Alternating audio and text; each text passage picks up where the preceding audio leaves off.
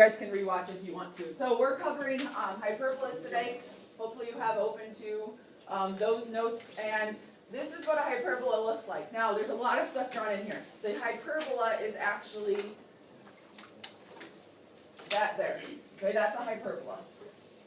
And if you remember when the cone was cut perpendicular to the base, and we had this, maybe, this hyperbola, I showed you something like this. So this was a really skinny one, that's a really wide one, but you have those two different pieces because you've got the cones on top of each other there. So we've got our hyperbola.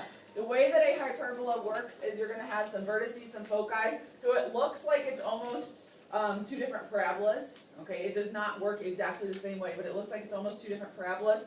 The way that we will graph it is through these asymptotes. Essentially, an asymptote is a line that a graph approaches but never crosses. Okay, and I'll show you guys how we get that.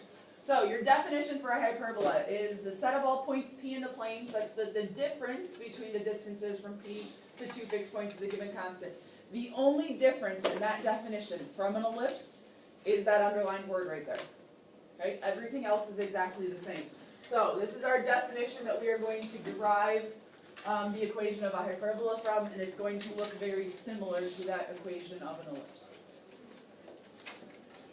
Okay, you have your chart. This will also look very, very similar to an ellipse. Okay, if we look at the review thing, number 8, derive the equation of a hyperbola using the distance formula, so we're going to cover that today. In number 9, choose which equation in standard form represents a hyperbola's center 0, 0, vertex at something 0, and focus at something 0. So it's going to give you a vertex and give you a focus and ask you to write an equation.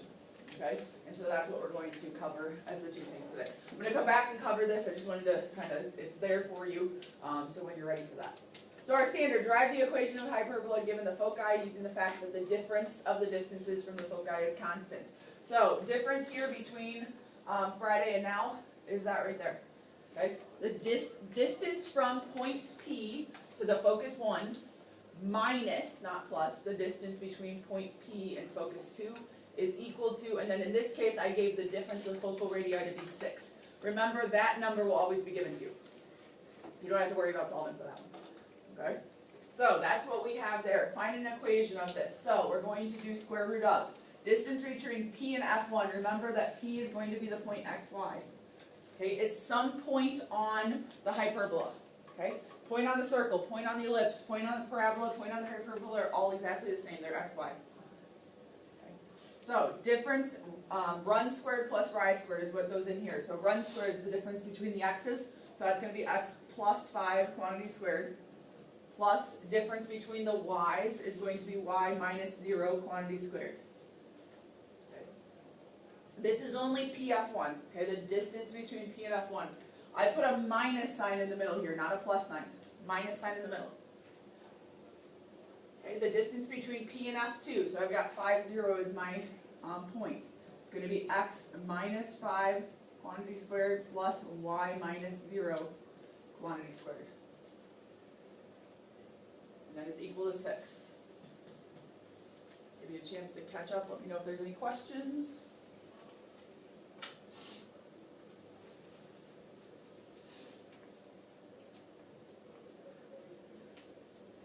Okay, so we're going to take very similar steps to what we did on Friday. So, what was the first step? What did we do Friday? What? Okay, we wanted to square them, but remember when we did that, we ended up with, if we're going to square this, we have to do the square root minus the square root times the square root minus the square root. We decided that that did not look like fun.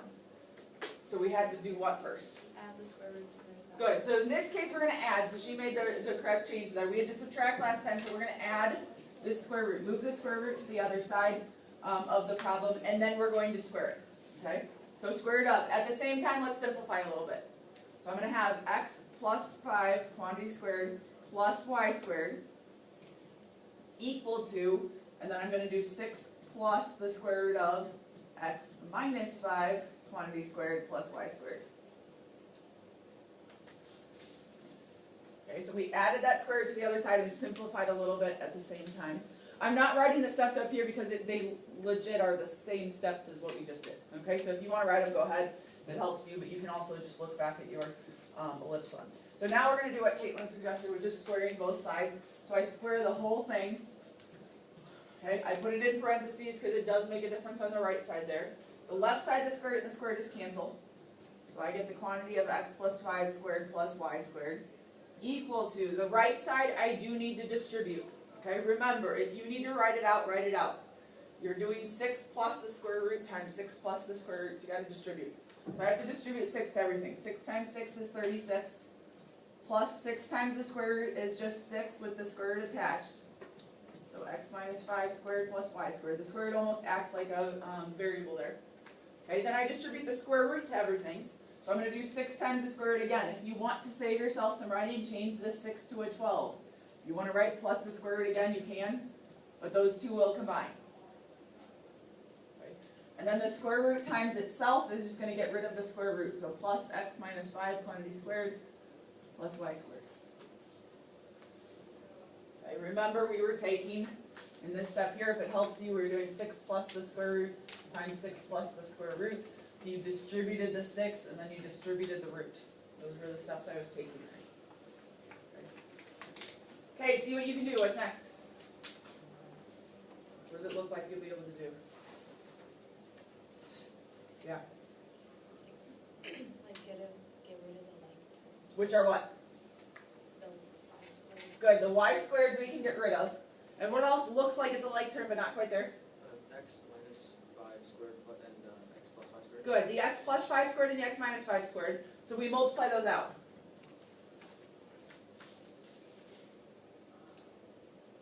Okay. So we multiply those out. We get x squared plus 10x plus 25. Okay, that y squared was canceled, equal to the 36 we're going to leave alone, the plus 12 root we're going to leave alone, and then plus, and then we're going to multiply this one out, so it's going to be x squared minus 10x plus 25. What cancels out now? 25. And? The x squared. Good, x squareds and 25s. And really we're subtracting them from both sides, but you guys can just cross them out of these. These are complicated enough. I'm good with you doing that. Okay, what's our next goal here? Get the root alone, okay? Get the root alone. Now, I told you guys I wanted to keep it positive if I could. So in this case, I actually move everything else, not the root. Does everybody see that? Okay, the root is positive already. So I'm going to add 10x to the other side, and I'm going to subtract 36 from the other side, because that's going to get that root alone. Okay, so I get 20x minus 36 equal to 12 times the square root of x minus 5 squared plus y squared. What's our next step?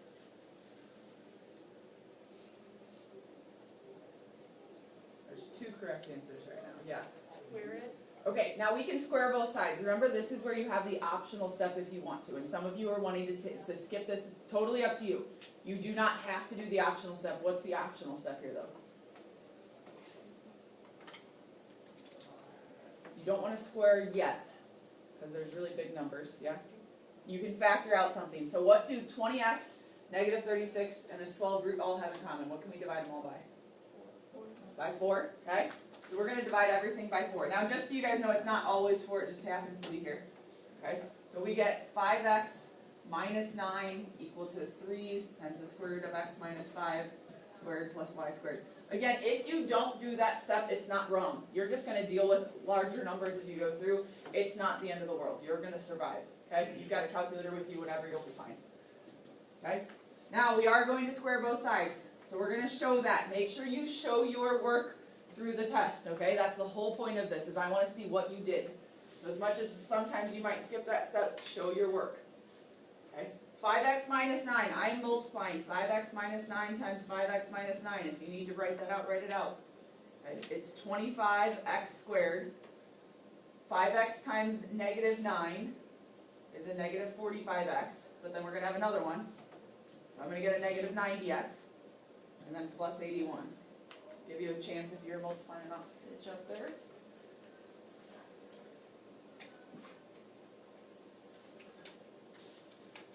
Is equal to, and then if we're squaring this, we square the 3, and then the square root cancels out, but still leaves grouping sign. So 3 squared is 9, and then I'm going to keep this x minus 5 squared plus y squared in brackets and parentheses. I will tell you that if you want to write in that step, since you're not doing much there, if you want to multiply this out in that step to save yourself another step, I'm okay with you doing that.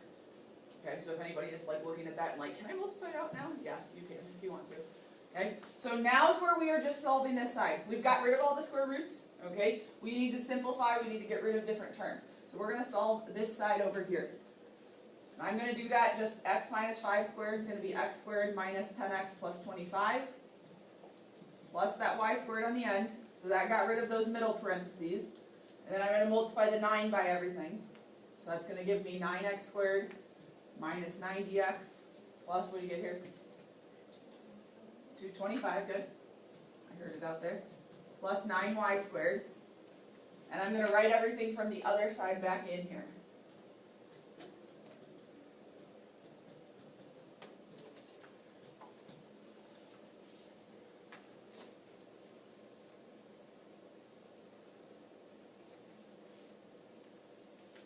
Okay. Okay, so we've got all of this. Now, this is where it somewhat differs, but really not. Okay, we're still going to get all of our x squareds and y squareds on the left side and get all of our constants on the right side. Okay, if we notice, our 90x's should have canceled out. If they didn't, something went wrong. You could have one of those left, but in that case, the center's not at 0, 0. And for what we're doing with derivations, it's always going to be at 0, 0. Okay? You would have to complete some squares in here and all kinds of stuff, and you can imagine doing that stuff in the middle of what we're doing here. We're not going to get that crazy. Okay? So we're moving. I'm going to subtract the 9x squared over here. I'm going to subtract the negative 9y squared over here. I'm going to subtract the 81 to the other side. Okay, so I'm moving the constant to the right and all of the variable terms and coefficients to the left. So I get 16x squared minus 9y squared equal to, what do we get there? What is it? 144? Cool. I don't want to mess it up there. Okay. What did we do with ellipses at this point? Yes? Divide by 144. Good. We're going to divide everything by 144. I like to write each different term divided by it. You don't have to. You can divide the whole thing by 144. Okay? In your calculator, you would type in 16 divided by 144. It's going to give you 1/9. So you're going to write x squared over 9. Minus, you're going to type in 9 divided by 144. It's going to give you 1/16. You're going to write y squared over 16. Equal to, and 144 divided by 144 is 1. The only difference between this and the ellipse is that minus or plus sign. Okay? That's really the only difference between these. This is our equation that we have just found. We're going to graph this one in just a little bit, but that's what you're going to find.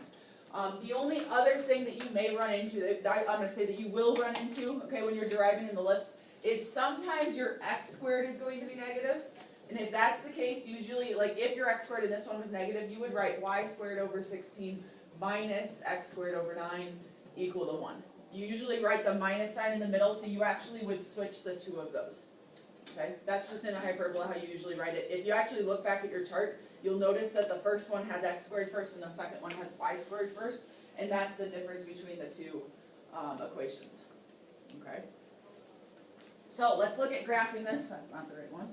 Let's look at graphing this one, which is your next step. And this is the exact same equation. So how would, if this is the equation we had, how would we graph this? Okay? So what you're going to do is you're going to graph A and B. Okay? You're going to make a box, you're going to make the asymptotes, and then you're going to draw your hyperbola. Okay? So we have to understand what this means. What I look at here first is the fact that x squared is first. So I go in my chart, and I look at the fact that x squared is first on the top row. So that's what you're going to be looking at. On the chart, you're looking at the top row. Okay, obviously h and k here, there's no minuses and pluses in the x's and y's, so 0, 0. Again. Okay, so still going across the top row of that chart there. I know my center is at 0, 0, so I can imagine that center right there. Okay. If you look at that top equation and the bottom equation, notice a squared is always under the first term, and b squared is always under the second term. Okay. In this case, a is not necessarily greater than b. Okay, In an ellipse it was. It could be greater than b here, but it's not necessarily greater than b. Okay? This is always a squared, and this is always b squared. A still determines the vertices, b the covertices, but they're a little bit of a different thing in hyperbolas. Okay? So if I keep going across the chart, my vertices are at h plus or minus a comma k, which in this case with my h and k being 0 is plus or minus a comma 0. Okay? With this being a squared, it's going to be plus or minus 3 comma 0. Okay? My covertices are at 0 comma plus or minus b. So they're going to be at 0 comma plus or minus 4. Those are my covertices. If we draw those out, okay, we're graphing A and we're graphing B. So I'm going to graph the vertices at plus or minus 3, 0. I'm going to label them with a V because it does matter which way you draw your figures in a little bit, but as long as you have them here, you're good. And then 0 plus or minus 4. So this is my covertices. Okay? And with those points, what those points are finding is the outside of your box. Okay? I usually draw in my box dotted because it's not actually part of the graph. So it shows that it's something important, but it's not part of the graph here. But that makes your box. And again, I've put the notes here as to what you need to do. So graph A and B, make the box, make the asymptotes. So the asymptotes go through the diagonals of that box. Okay? So what I'm doing here is I'm going to make, I'll actually use this just to make it well done maybe, is I'm going to, what did I just do? Undo. Go back. Here we go. Try again. Okay, I'm going to make a asymptote that goes through the two corners of the box. Okay, and I'm going to do one the other way as well. And this one happens to be a really large box, so it's harder to see most of what's going on here, but you'll still get an idea of it.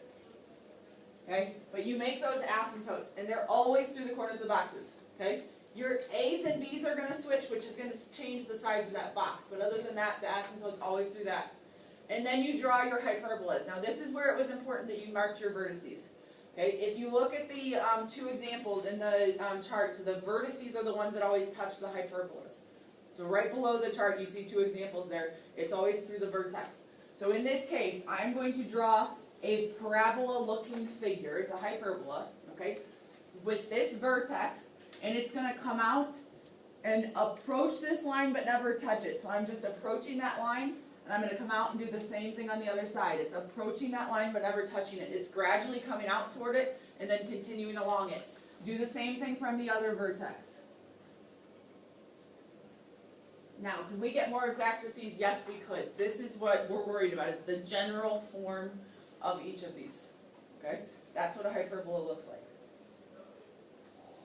You do not have to draw the foci unless it's asked for, so you can skip those.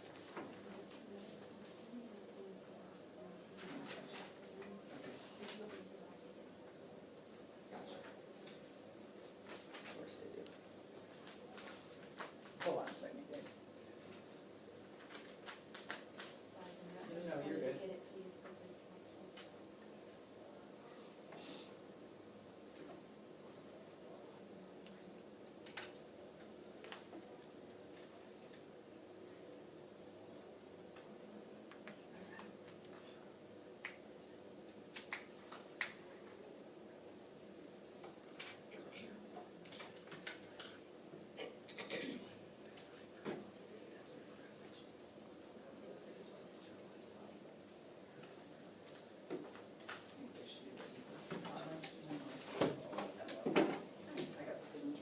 Thank you.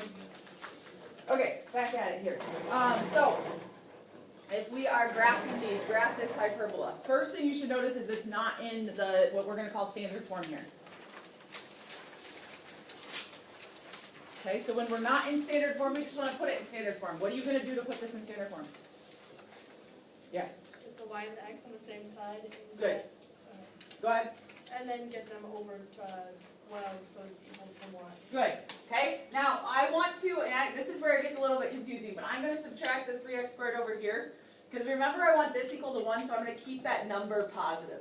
Some people, you can do it the other way, you're just going to be dividing by a negative number, Okay, so I'm going to subtract the 3x squared to the other side, so I'm going to have y squared minus 3x squared equal to 12, and then we're going to divide everything by 12, okay, and you're going to get y squared over 12 minus x squared over 4 equal to 1. Now, if you notice, this one is not in the same order as the last one. My y squared is my first term.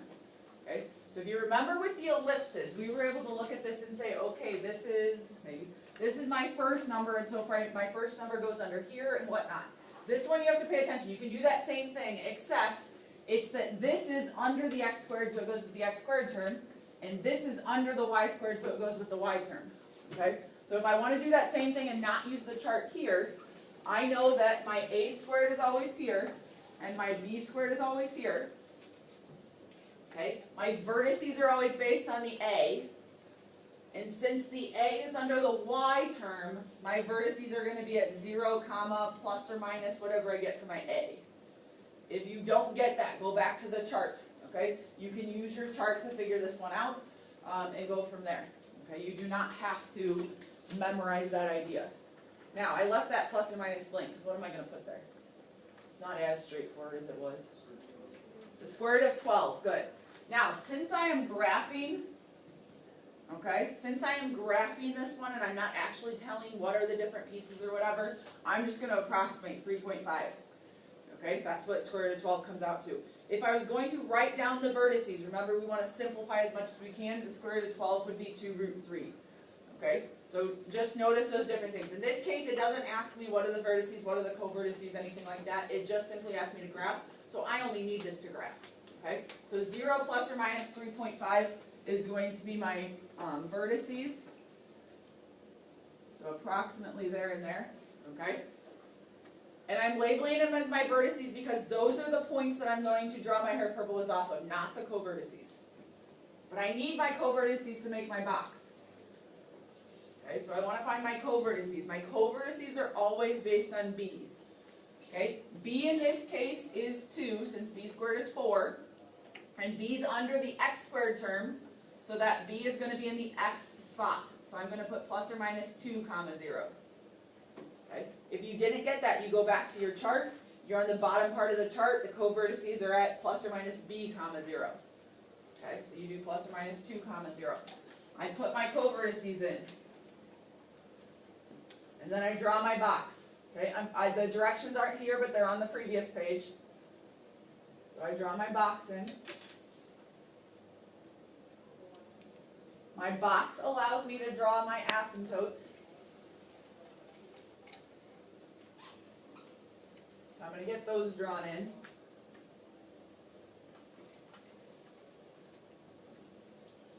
And if you want to, when you get to this part of it, if you want to use a ruler, you're more than welcome. Just let me know and I can get you a ruler. Well, that would help if it stayed where it was supposed to be.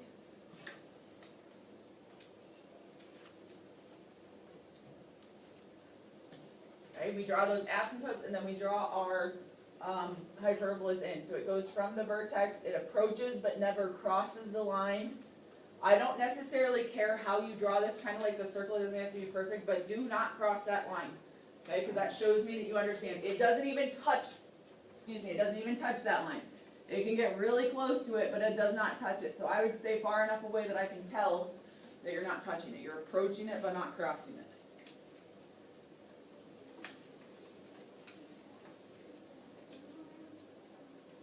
So then last but not least there, you've got how do we make the equation? Okay, what if we're given this stuff, how do we make the equation? And again, you can use your chart to help you with these things. But find an equation of the hyperbola of foci at 0, negative 16, and 0, 16. That means that my C value is 16. Okay? It also, because the center of the two foci is the center of this figure, it's 0, 0. We're still at a center of 0, 0. Vertices at 0, comma, negative 7 and 0, comma, 7. Okay? The vertices are always going to give me my A value, which in this case is going to be 7. You may want to highlight your equation on this chart because if you go back to the bottom of the chart, it says A squared plus B squared is equal to C squared. You have to solve this because you need your B value, and in this case we don't have it. So here we have the plus. Remember in the ellipses there was a minus, so that gets a little confusing. Just use the chart, okay? So a squared is going to be 49 plus I don't know b squared, and then c squared is going to be 256. Okay, subtract, you're going to get b squared equal to 207. You can take a square root, but to fill in the equation, you're actually going to fill in a b squared. So you can leave it at that if you want to. Kind of like when we dealt with circles and we dealt with r squared.